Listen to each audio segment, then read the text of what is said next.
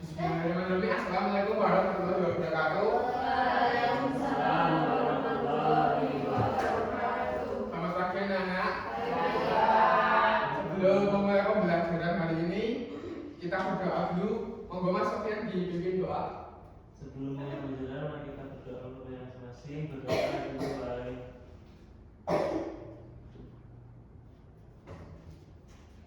Doa selesai. Terima kasih Mas Sofian telah memimpin doa. Untuk materi hari ini kita belajar tentang kemerdekaan berpendapat bagi warga negara. Selanjutnya Bapak akan membacakan capaian dan tujuan pembelajaran.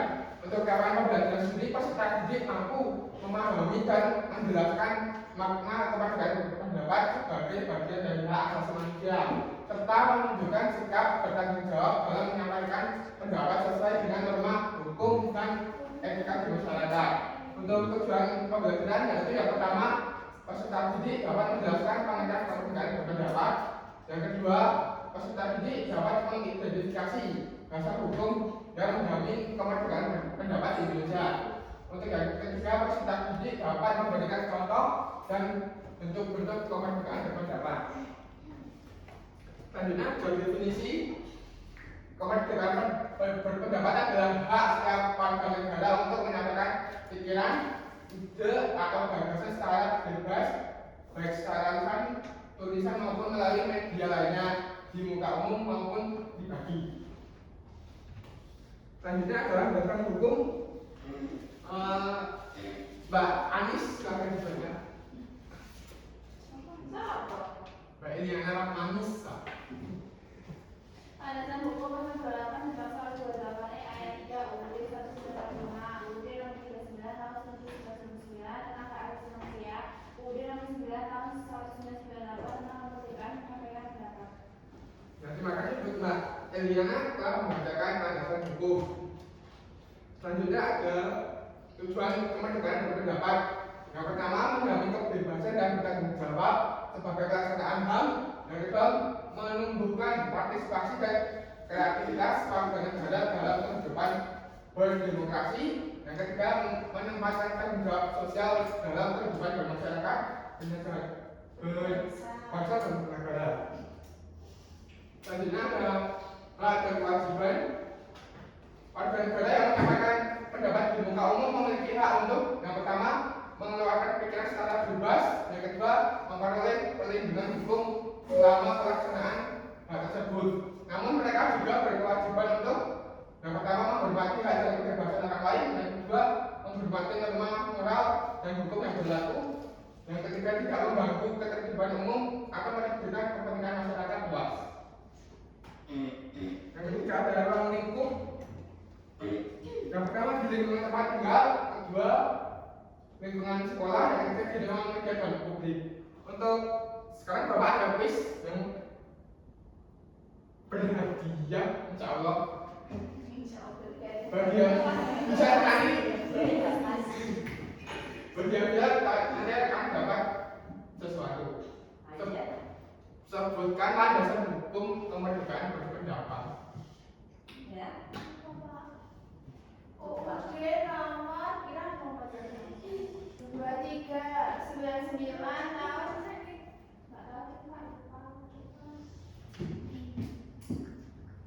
Ada yang bisa? UUD tahun 195 pasal 28E. Ya, benar.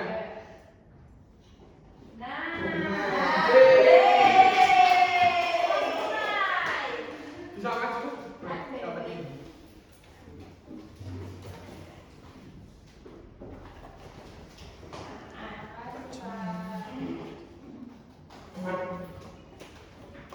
Untuk pertanyaan kedua, kuis lagi. Sebutkan tujuan kemerdekaan berpendapat. Saya Pak, Ya Mbak Dian coba. menurut pendapat saya ya Pak, Ya, Bapak tujuan.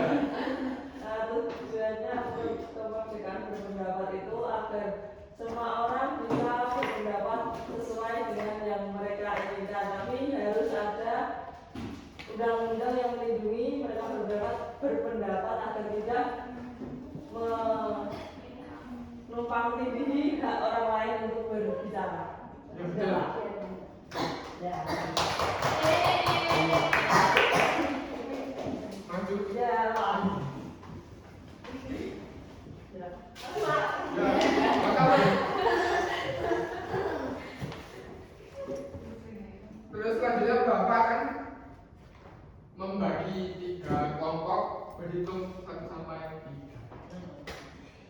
3. Bawing ke samping.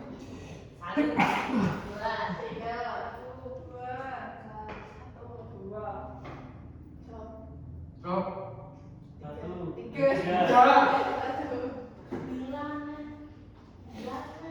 Untuk kelompok 1 di sana 2, 3.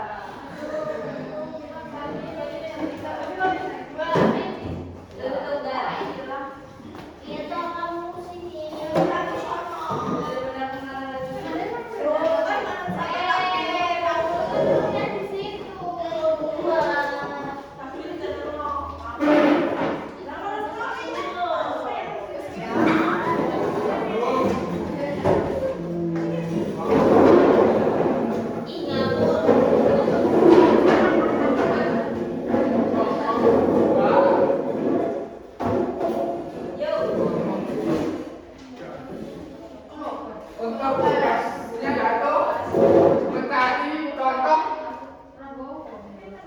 orang menentukan perbedaan berpendapat untuk kelompok 1 di lingkungan tempat tinggal, kelompok 2 di lingkungan sekolah, kelompok 3 di ruang media dan Contoh apa, Pak?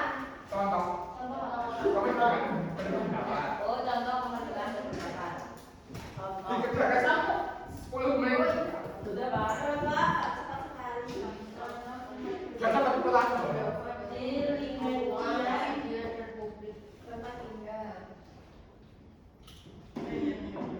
Menghujat orang.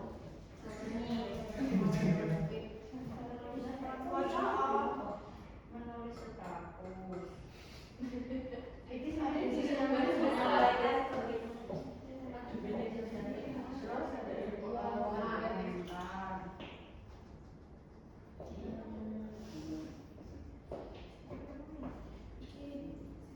menyampaikan ini tentang sejarah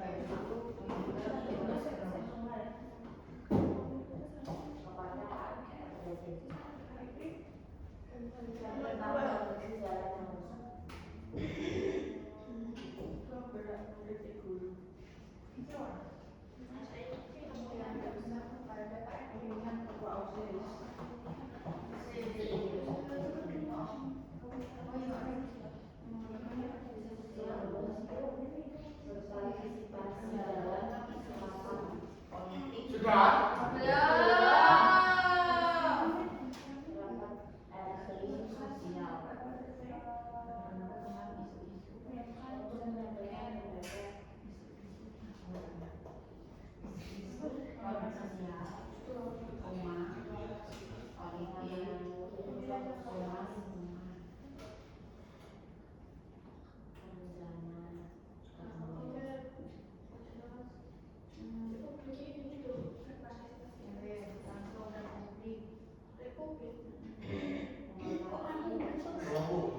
Aku beli kan musik. Aku beli.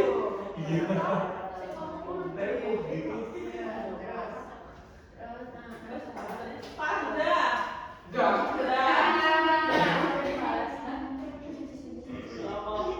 Sudah.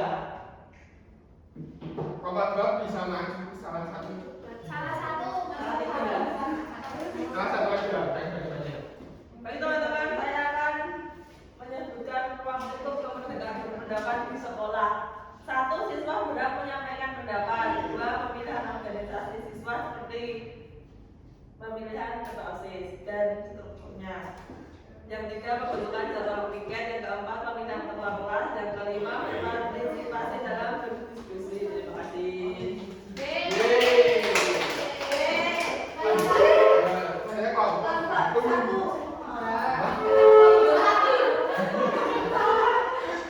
Contoh kemerdekaan berpendapat di lingkungan tempat tinggal. Yang pertama, menyampaikan kritik terhadap kondisi jalan yang rusak kepada ketua RT. Kedua, berpartisipasi pada rapat RT untuk menyampaikan pendapat mengenai rencana gotong royong.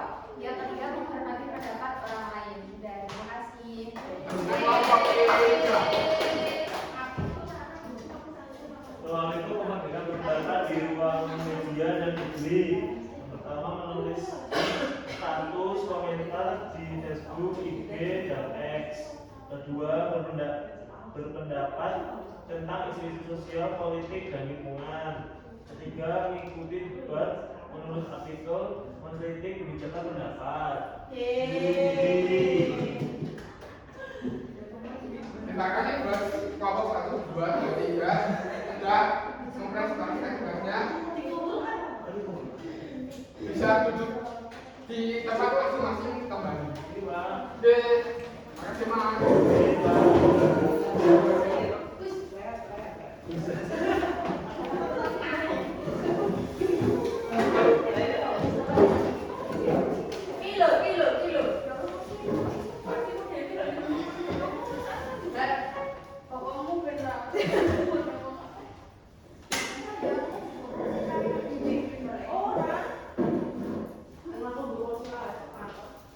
Untuk yang terakhir yaitu ada kesimpulan yaitu kemerdekaan berpendapat adalah hak fundamental yang dijamin oleh konstitusi dan undang-undang di Indonesia.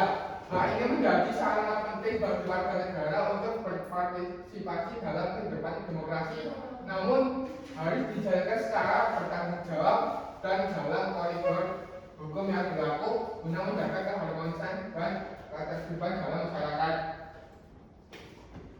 Terima kasih untuk pembelajaran hari ini. Sekian dari Bapak. Wassalamualaikum.